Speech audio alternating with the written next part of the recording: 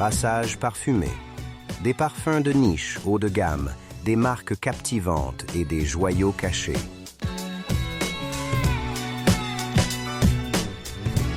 Voici aujourd'hui la deuxième partie de notre visite de la Paris Perfume Week. Allons-y sans plus attendre. En entrant dans le palais Brongniart, on ne peut pas dire d'emblée ce qui caractérise l'intérieur de ce bâtiment historique. On est immédiatement plongé dans une atmosphère agréable et paisible. La lumière du jour pénètre dans la grande salle centrale à travers le haut plafond vitré, comme dans les salles d'exposition du Louvre. À l'instar d'un péristyle de l'architecture classique, la salle centrale est entourée de colonnades où s'ouvrent plusieurs espaces séparés. Ceux-ci sont délicatement éclairés par des fenêtres et un éclairage artificiel raffiné. Grâce à un éclairage optimal, on peut se concentrer sur ces trésors liquides mis en scène avec soin. Comme c'est souvent le cas, ce qui est là, soigneusement aligné sur de petites tables, n'est que la partie émergée de l'iceberg. Le résultat d'une longue chaîne d'actions menée par de nombreuses personnes impliquées, depuis la production des matières premières jusqu'à l'élixir final, en passant par les processus créatifs et techniques. Sur les petits stands, devant les flacons, les parfums sont préparés pour un test sans contact, dans des verres remplis de coton, dans des entonnoirs ou sur d'autres supports. Ceux qui le souhaitent peuvent les vaporiser sur des papiers artistiquement conçus ou directement sur la peau. L'air est étonnamment neutre. Aucun nuage envahissant ne vient troubler l'odorat. Plongeons dans le spectacle des stands de ces maisons d'exception. Sabé Masson met fortement l'accent sur les cosmétiques et la tolérance cutanée. La marque a été créée dès 2014 par Isabelle Masson-Mandonneau, surnommée Sabé, cofondatrice de la célèbre chaîne de cosmétiques Sephora. Sabé Masson a lancé le Soft Perfume, une alliance entre l'art de la parfumerie et les produits de soins. Ces parfums ne se contentent pas de parfumer la peau, ils la respectent et la renforcent. Pour cela, l'alcool est totalement écarté au profit de la technologie brevetée Water Plant Emulsion, ou WPE. Il en résulte une émulsion laiteuse et hydratante qui peut être vaporisée sur de grandes surfaces et convient également aux peaux sensibles. La marque anglaise Argentum utilise d'ailleurs la même technologie. Les flacons ronds et noirs de Sabé Masson, avec leurs bouchons lourds ornés d'un sceau sur le dessus, ont un aspect très raffiné. Les vaporisateurs puissants sont un atout majeur. Ils peuvent être enfoncés longtemps et diffusent ainsi une grande quantité de liquide. On peut les utiliser sans hésitation comme une lotion pour le corps et porter ces parfums délicats sur tout le corps. Se parfumer peut ainsi devenir un rituel intime. Les flacons sont rechargeables et tous les parfums sont également disponibles sous forme de sticks de parfum solides. Bien qu'il n'y ait pas eu de nouveautés présentées lors du salon, on m'a tout de même fait découvrir quelque chose de très spécial. Un parfum boisé et cuiré, actuellement en cours de développement, dont la mise en production n'a pas encore été décidée. Son arôme s'apparente à celui de Cuir Nilam, d'Atelier Matéri, mais en plus discret, avec une note éthérée et méditative. Il ne reste plus qu'à attendre de voir si ce parfum plus masculin et mature sera commercialisé. Il rendrait en tout cas la marque encore plus intéressante pour les hommes à partir de 30 ans. Les nombreux exposants venus d'Asie ont suscité beaucoup d'intérêt. L'une des marques les plus connues du continent est Toba, fondée en 2021 à Hong Kong par Jasper Lee et Adrian Yu. Le peintre Lee considère le parfum comme un prolongement artistique de son travail visuel antérieur.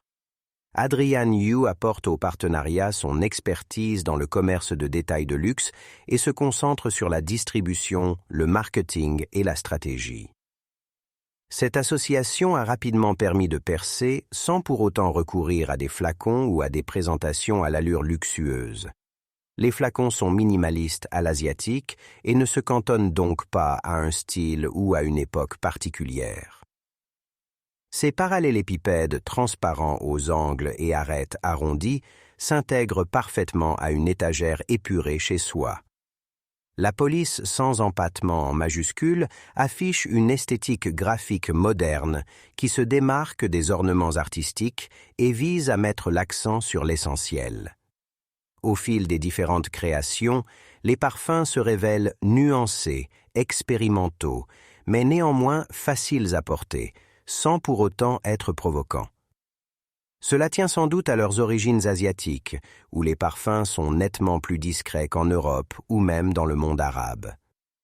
En comparaison directe, ceux de Toba sont plus puissants que les parfums asiatiques courants et, à l'instar de Gigide, font office de pont eurasien entre les cultures.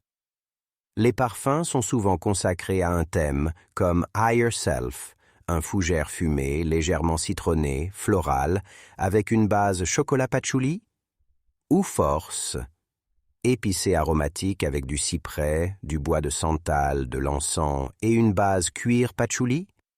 Parfois, il se contente d'évoquer la famille olfactive, comme indolence, épicé frais avec du cumin, des notes d'agrumes, de la myrrhis et du thé sur une base de vanille et de patchouli.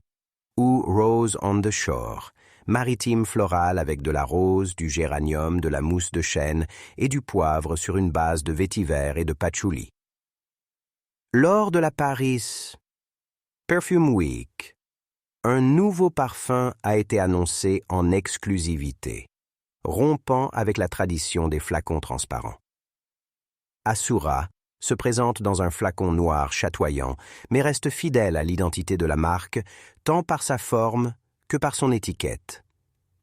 Il s'inscrit dans ce qui fait l'essence des parfums Toba et marque un élargissement et un renforcement des familles olfactives, lit habituel, une lueur sombre, au caractère fort et envahissant, cuiré, floral, gourmand sans être sucré.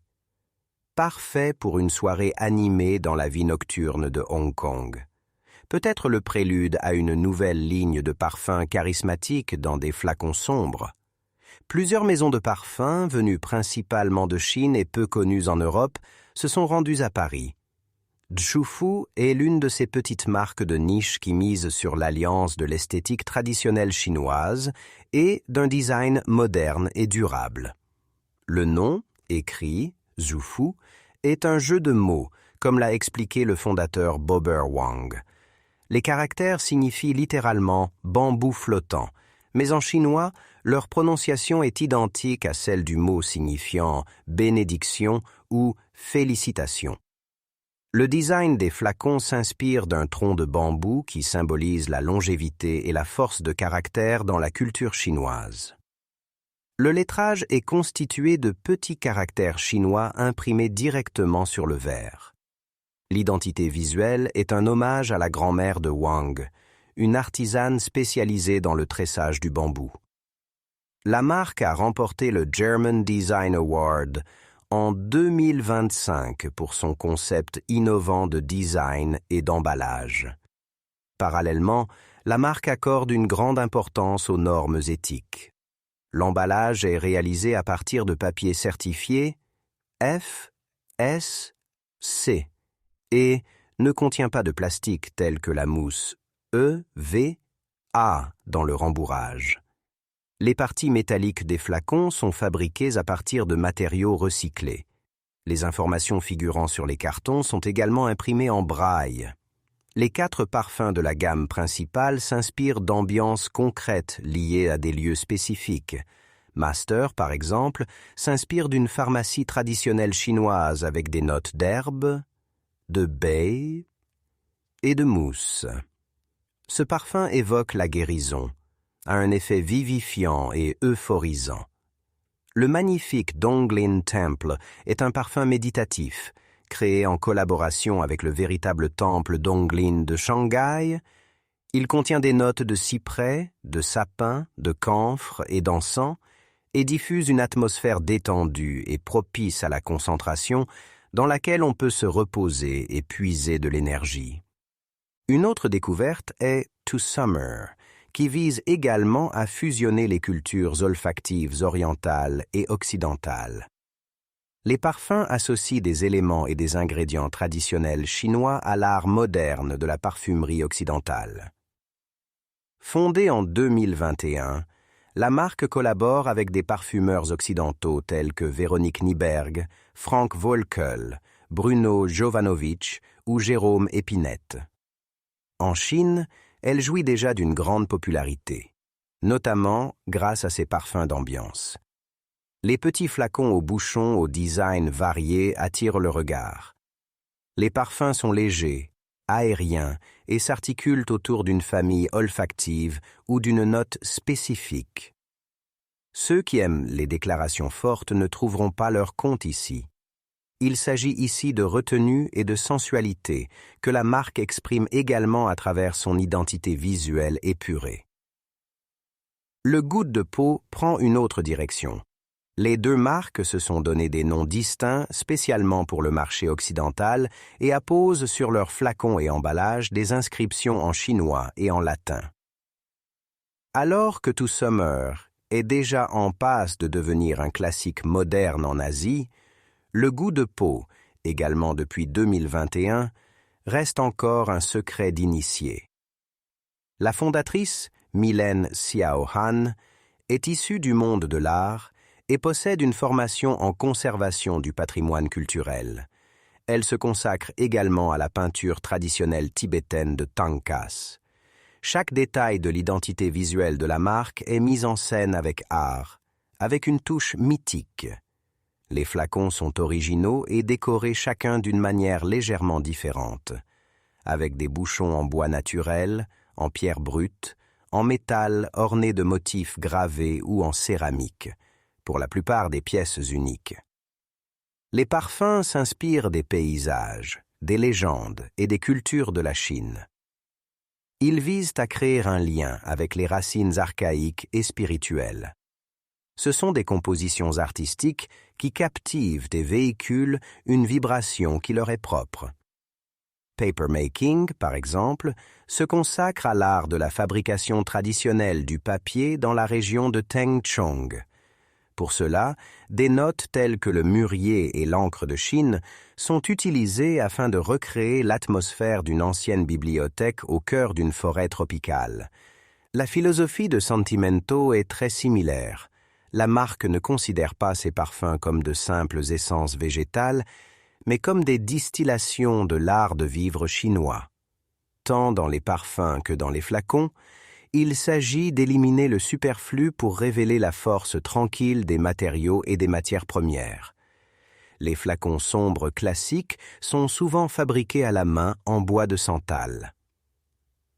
Pour les éditions spéciales comme le parfum Desolate Dream, on utilise parfois du bois de rose ou de l'ébène. La fabrication fait appel à un assemblage traditionnel à tenon et mortaise qui ne nécessite ni clous ni colle. Les bouchons sont décalés de manière à ce que leurs angles dépassent des surfaces du flacon.